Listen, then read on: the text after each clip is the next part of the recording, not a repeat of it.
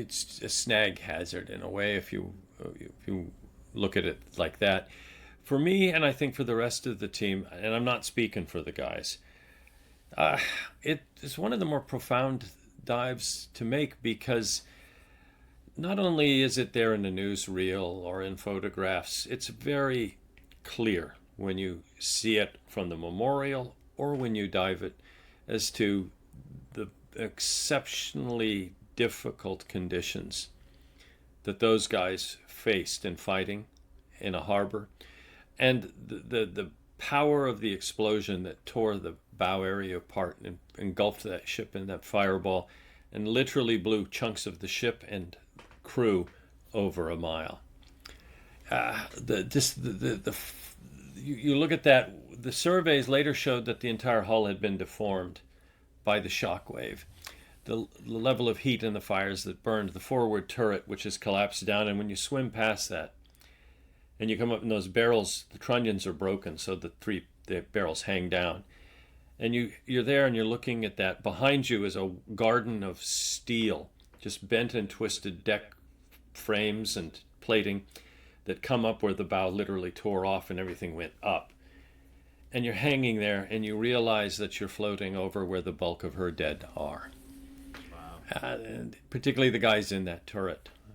And you just, again, I mean, whether you look through an open port and you see a desk with a phone still on it and things of that sort, because the aft area is a little more intact. And that's where, when they recovered guys, they found them.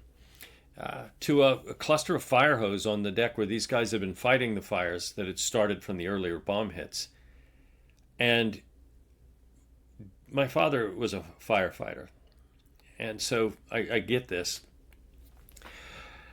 The lines are still out in deployed position, and you realize as you look at them where they are on the deck that those guys were still there fighting when that last blast went off, and they literally died at their posts. And you get that sense of it as you swim over that fire hose. You know exactly what you're seeing. Yeah, that's amazing. I mean, it's unfortunate that I, I'd like to hear your perspective from this because I think that they should allow diving on wrecks like that, even if it's not touching it, just for people to be able to appreciate. What do you think about that? I have no problem with most wrecks being accessible. Arizona is different. Arizona very early on became a symbol. For Americans, I think of the attack itself. It became a sacred place. And so, to that end, even we had to go through hoops and we needed to approach our dives in a very careful way. I think when the decision was made to put the memorial there, that was a clear decision by the people of the United States, not just the government, to say this is a sacred tomb. You can only approach in this way and reflect on it and see it through the water, and it does stick up. But that's it. Now, with that, of course, we worked pretty closely with the Navy to not only document the wreck, but to give people a sense of what it looked like underwater. And the later projects to scan it and to make it available 3D, all of that speaks to it. Now, yeah, I agree.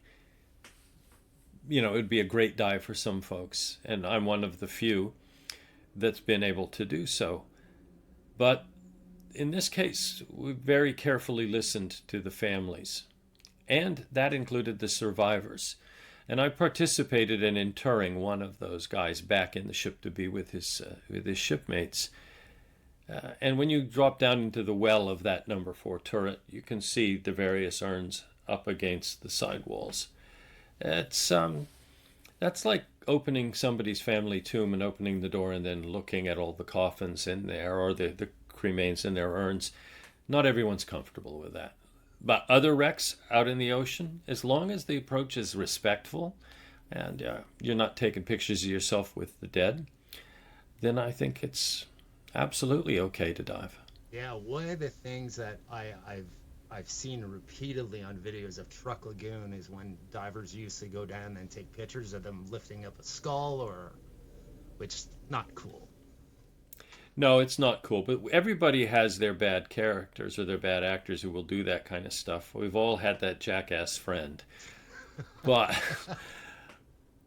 that doesn't speak for every diver. No, And that's nor does true. it speak to specifically every wreck diver.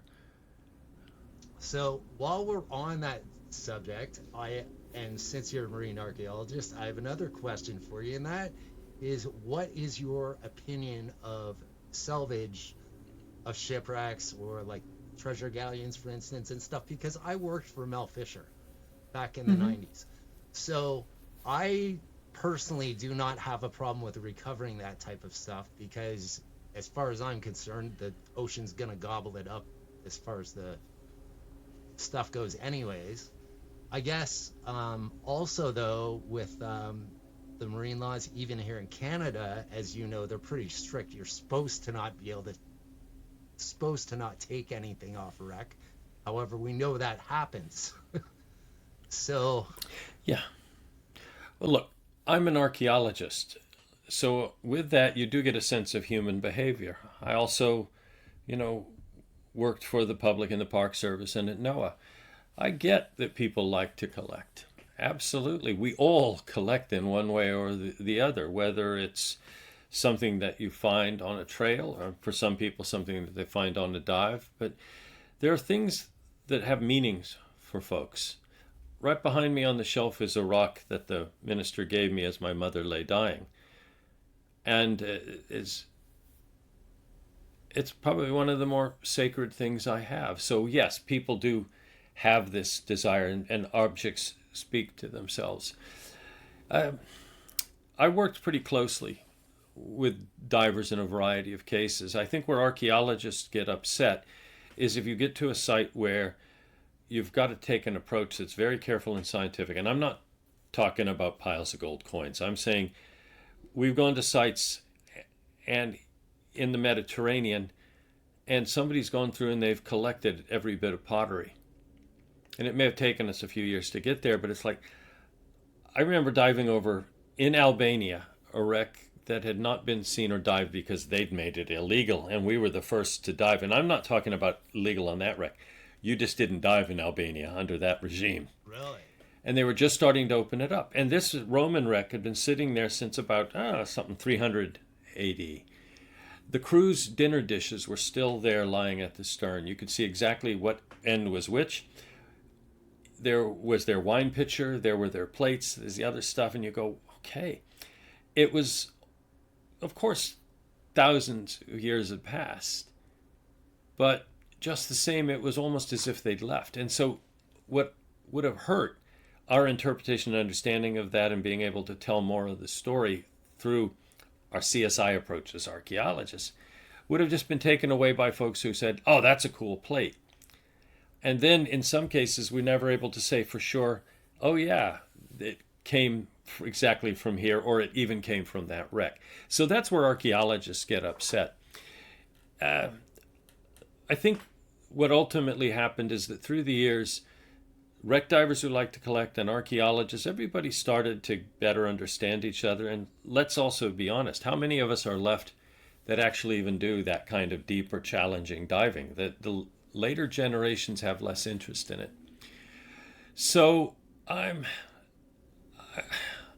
I'm realistic. When they passed laws in the States, I was one of those who had to come up with rules for them. And the law allowed for divers to collect in certain states, and we left it to each state to make their own decision. Treasure hunting, archaeologists get upset because oftentimes they see that the push is, let's get all that gold and push the other stuff aside.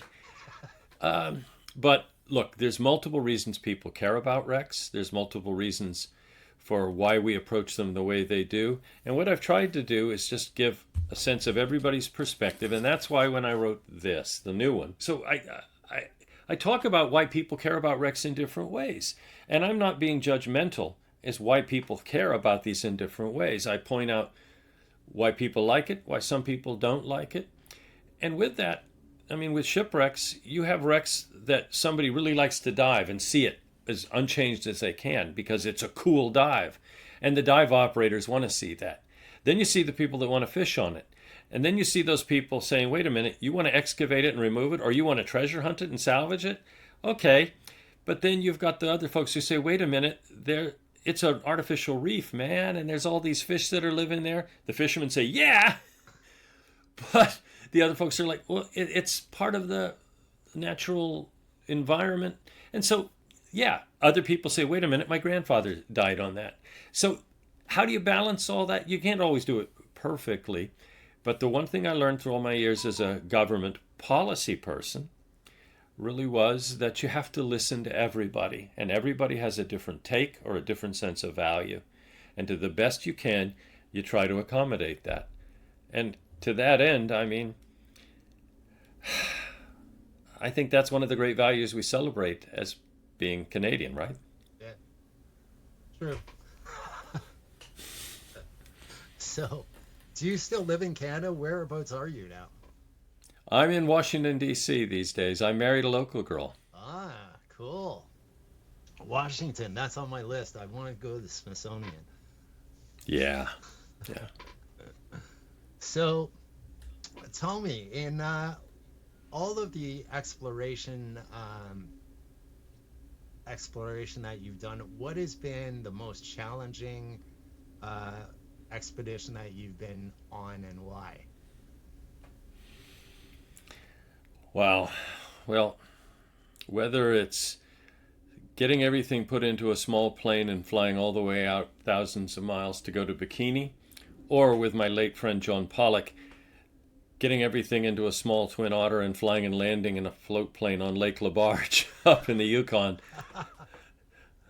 You've got those, and then, you're camping there, fighting the bugs. There's nothing quite like springtime in the Yukon. Oh, definitely. Or the Arctic, for that matter.